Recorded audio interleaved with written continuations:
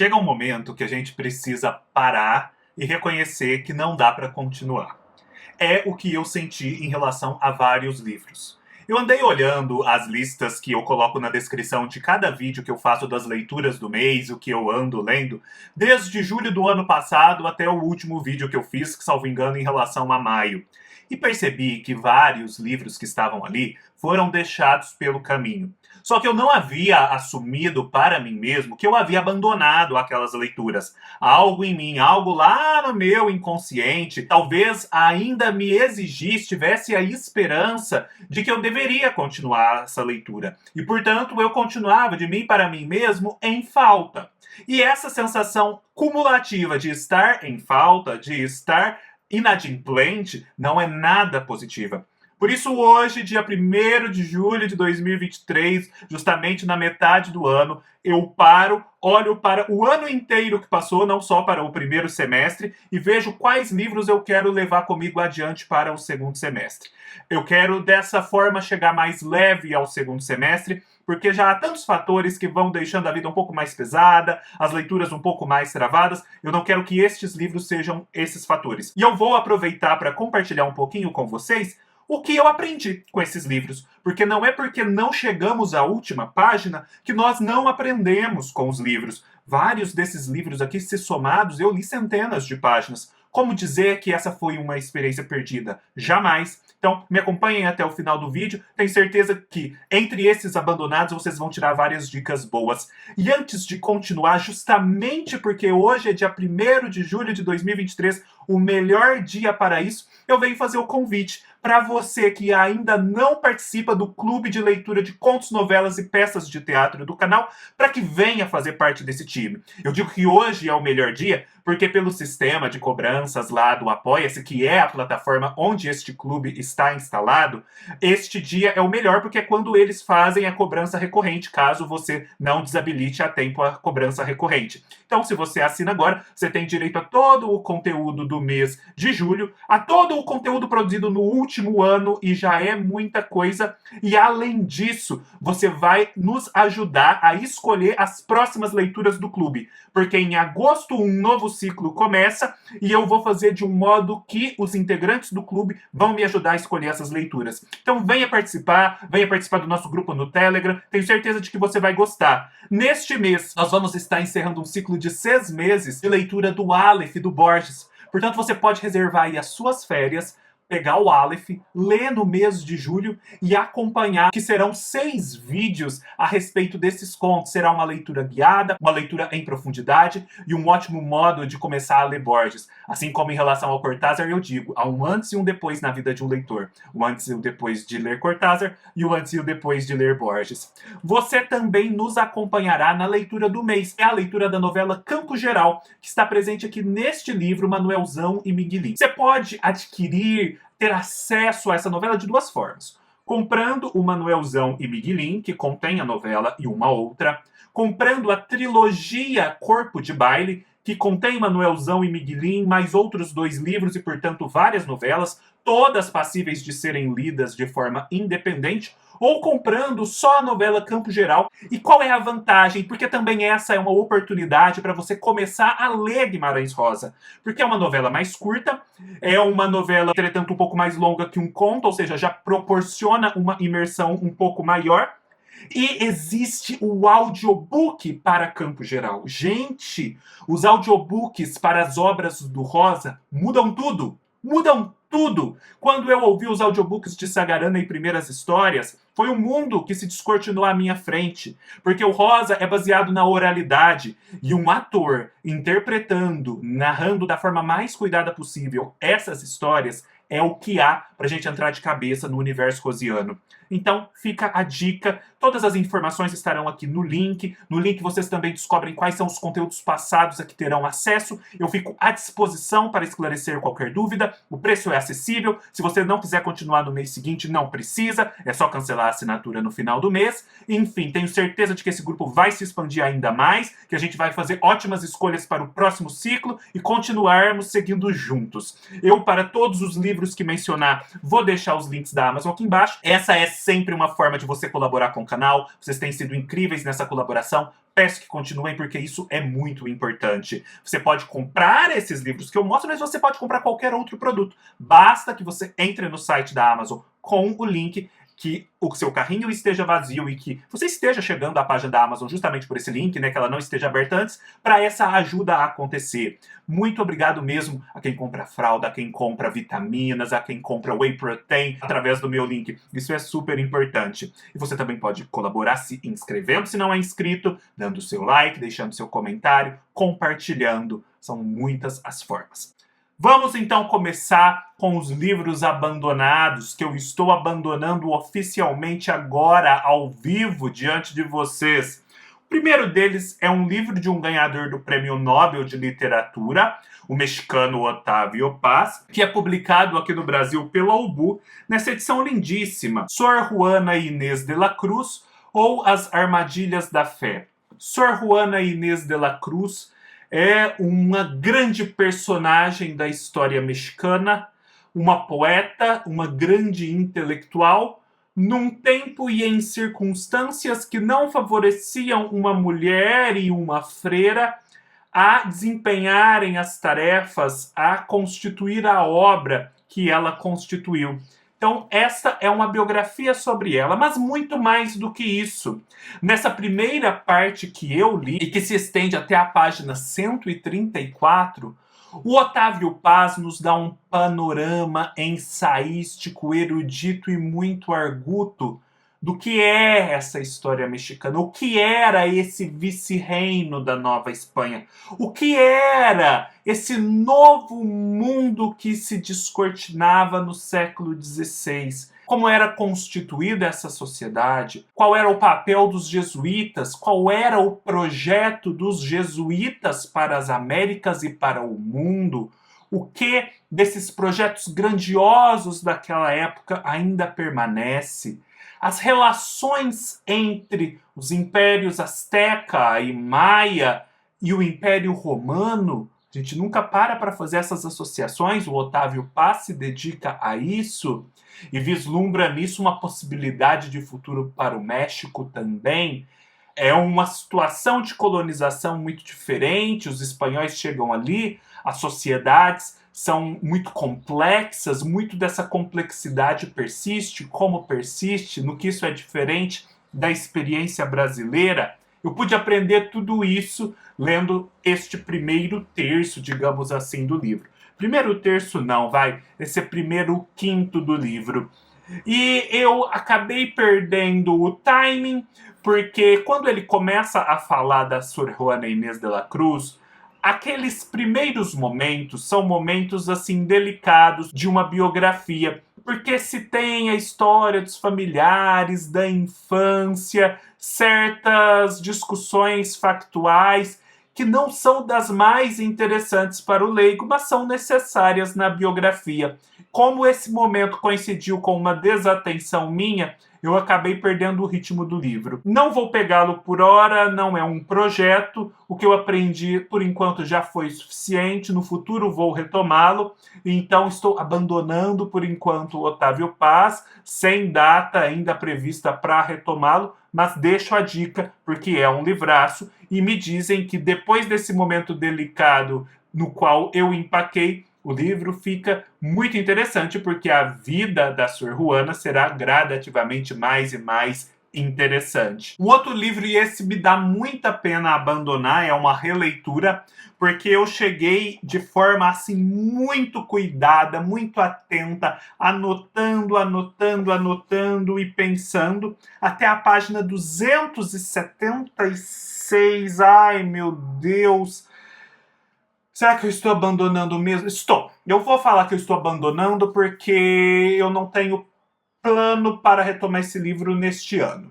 Pode acontecer, mas eu quero me libertar desse fardo, não quero ter esse compromisso comigo mesmo. Então eu abandono. Neste caso em específico, que se trata de uma releitura, e uma releitura feita com muitas anotações, eu vou conservar o marcador de páginas aqui, para que eu eventualmente possa retomar. No caso da Sor Juana, eu vou tirar o fitilho para eu nem saber onde eu parei, Estou fazendo isso na frente de vocês, mas nesse caso aqui eu vou deixar.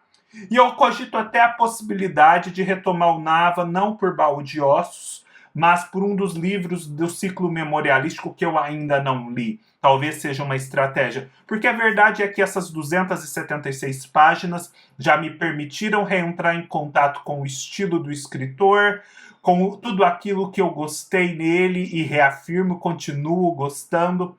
O meu olhar é um pouco mais crítico agora, porque a sociedade do Nava é uma sociedade elitista, com todos os traços e mazelas de opressão que essa sociedade elitista brasileira guarda, ainda que existam as melhores intenções, mas sem dúvida alguma a leitura é deliciosa. E é deliciosa, inclusive, sob o ponto de vista da culinária. Eu fiquei ainda mais atento nessa releitura às descrições de comidas e de gastronomia que o Nava faz. Meu Deus, não existe nada igual na literatura. Nada igual. Leiam, leiam e sintam fome. Outro livro que eu abandono é Doidinho, do José Lins do Rego. Este aqui eu li muito pouquinho, porque eu queria dar continuidade ao ciclo da cana-de-açúcar e ele é o segundo volume. Só que ele é um livro que se passa em colégio interno. Ai, eu tenho um pouco de canseira de livros que se passam em colégio interno.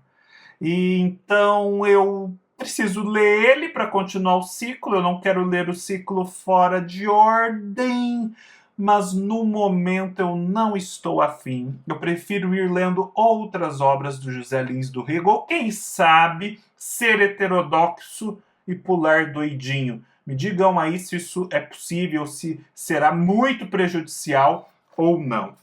Um outro livro que eu vou abandonar é O Teatro do Absurdo, do Martin Naslin. Este livro me serviu muito para produzir conteúdos exclusivos lá do Clube de Leituras do canal, principalmente o vídeo que eu fiz recentemente para Esperando Godot, do Beckett. Eu li todo o trecho introdutório, que é comovente. É impressionante como este é um livro de crítica literária, mas que nos comove. Eu li tudo o que ele falou sobre Beckett, adorei. Já tinha lido uns trechos posteriores que falam sobre as raízes do teatro do absurdo, mas não pretendo continuar por hora pela análise que ele faz de vários escritores do teatro do absurdo, justamente por ter vários outros compromissos e não poder assumir mais esse. Então este livro vai ficar aqui para, num momento posterior, eu fazer esse projeto de me engajar na descoberta desses outros dramaturgos que o Martin Naslin apresenta. Outro livro que eu vou abandonar. Tirei o marcador para não falarem que eu estou blefando. Um outro livro que eu vou abandonar, e esse, olha, eu vou abandonar na página 146 de 331. O Processo do Kafka. Olha, foi muito bom, porque O Processo é um livro paradigmático da literatura ocidental, a respeito do qual eu sempre tive uma pré-concepção do que ele traria, e eu falhei miseravelmente nessa minha antecipação, porque o livro tem um tom de galhofa, um tom burlesco que eu não estava esperando. É um livro opressivo? É um livro sombrio? É. Mas eu não esperava esse tom burlesco de galhofa. Eu esperava algo muito mais soturno. E me desagradou. Eu fiquei desagradado por essa surpresa. Então eu perdi um pouco a capacidade de avaliar este livro com isenção. Acho que eu preciso agora dar um passo atrás, tomar distância dele, para depois retomá-lo. Ó, vou tirar aqui esse marcador lindo que veio lá da Inglaterra. Quando eu retomar, eu retomo do começo.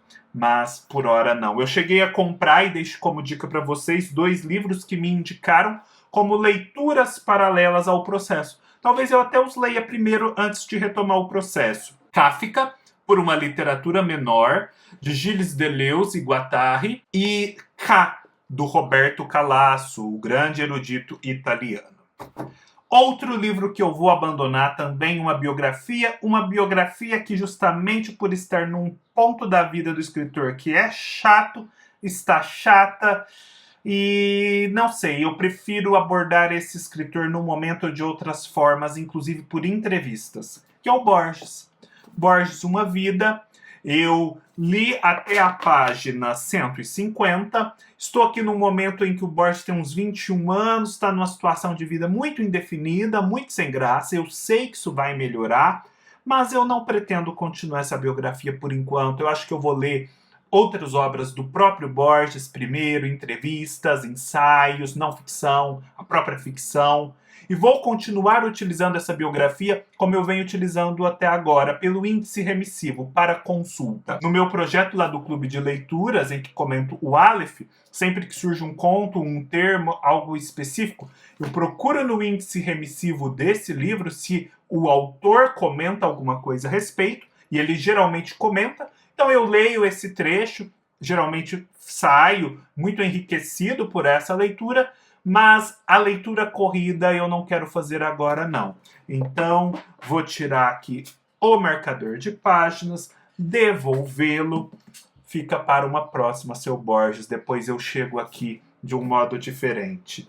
Uma leitura que, na verdade, eu cheguei a concluir, mas não concluí. Vou explicar o porquê e que eu estou abandonando. É Antes do Baile Verde, da Lígia Fagundes Telles. Este é um livro que, junto com uma amiga, a Lara Marques, eu cheguei a me dedicar a ele. Eu ouvi o audiobook completo, ou seja, eu tenho uma boa noção de tudo o que esse livro traz. Já fiquei muito impactado, só que eu não cheguei a cravar para mim mesmo que eu havia lido esse livro, porque eu percebi que os contos eram tão grandiosos que mereciam a leitura mesmo, a leitura detida com anotações.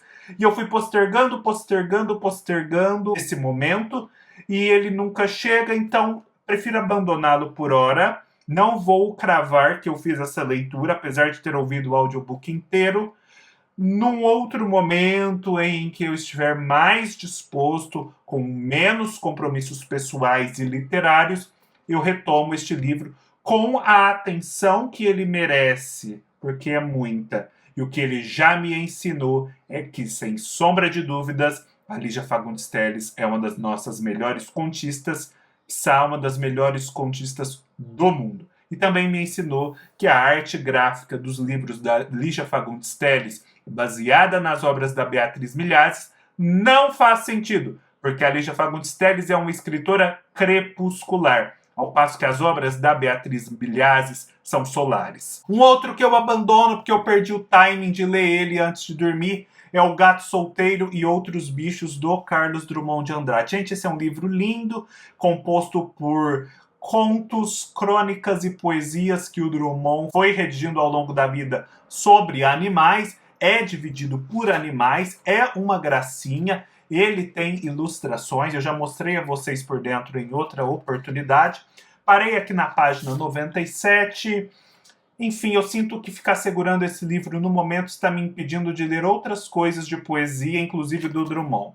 Então, vou deixar ele para um outro momento. Pode ser até que chegue logo, mas não será agora. Uma seção de livros que eu também vou abandonar. Alguns deles eu simplesmente anunciei que leria, li muito pouquinho. Queria prosseguir, mas não vou por hora. Esse Contos de Fantasmas, do Daniel Defoe, eu cheguei a ler uns 2, 3 contos, participar de um grupo de leituras em que se comentou todo o livro. Foi muito válido, foi muito enriquecedor.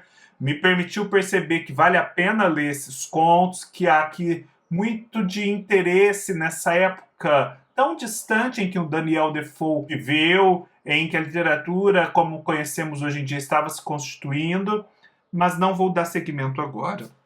Assim como não vou dar seguimento ao Robinson Crusoe. Eu cheguei a ler 22 páginas, adorei, mas tive muitos compromissos que me impediram de prosseguir. E este livro já foi visível, ele merece toda a dedicação.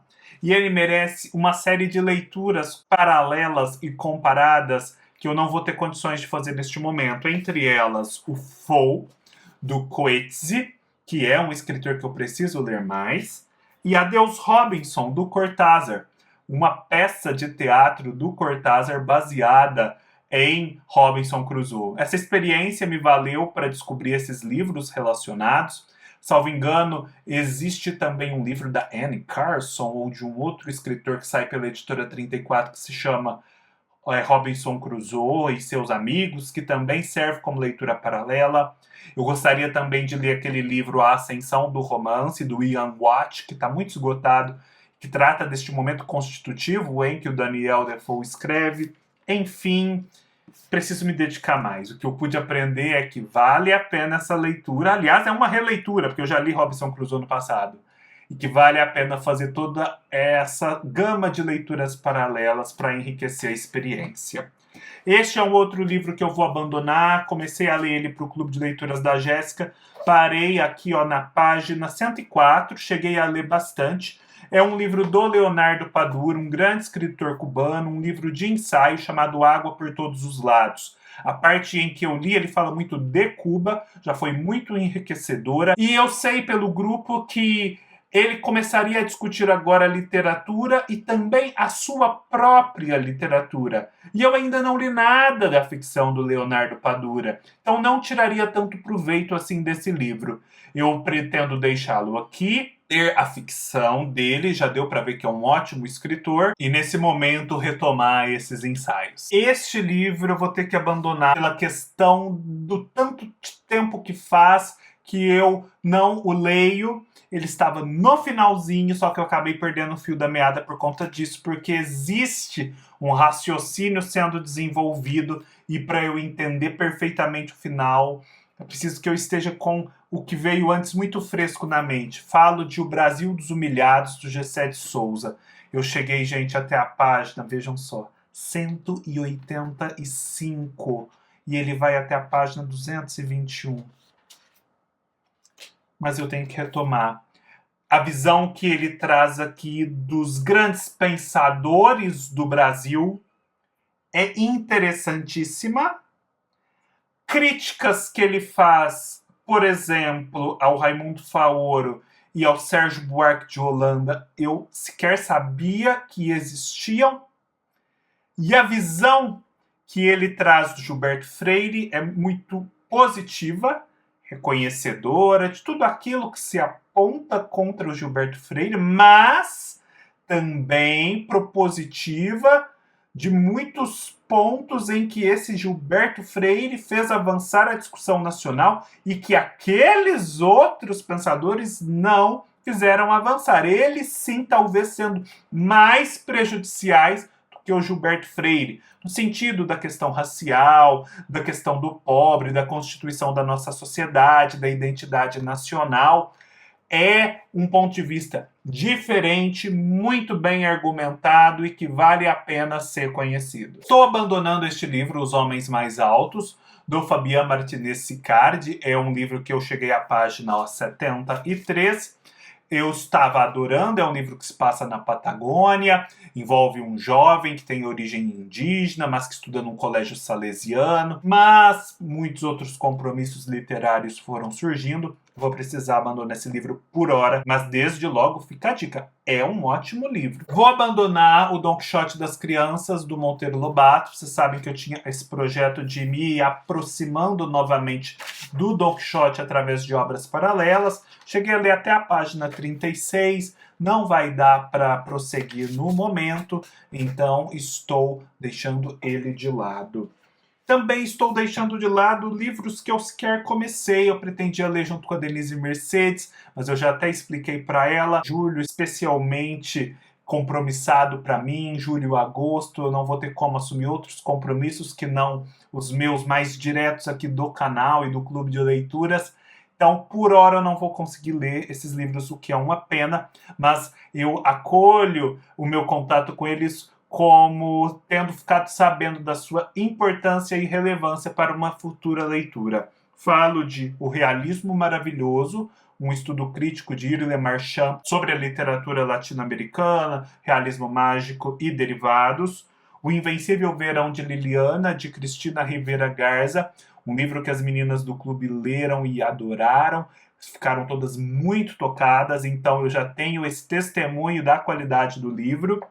E este que me dá mais pena, talvez eu o leia ainda este ano, mas por hora não tem como assumir esse compromisso, por mais que ele não seja um livro extenso, que é A Revoada, do Gabriel Garcia Marques. A Denise está fazendo um projeto de leitura do Gabo, ela que me presenteou com este livro, mas infelizmente não vou conseguir fazer essa leitura com a atenção devida neste momento. Então a gente chega a um marco zero aqui, que delícia começar esse segundo semestre sem tantos pesos. Vejam só o que estava pesando sobre as minhas costas, lá no meu subconsciente. Eu agora em público estou dizendo para vocês, não lerei estes livros tão cedo, não tenho compromisso de lê-los. Se acontecer, aconteceu. Quando acontecer, vocês vão ficar sabendo.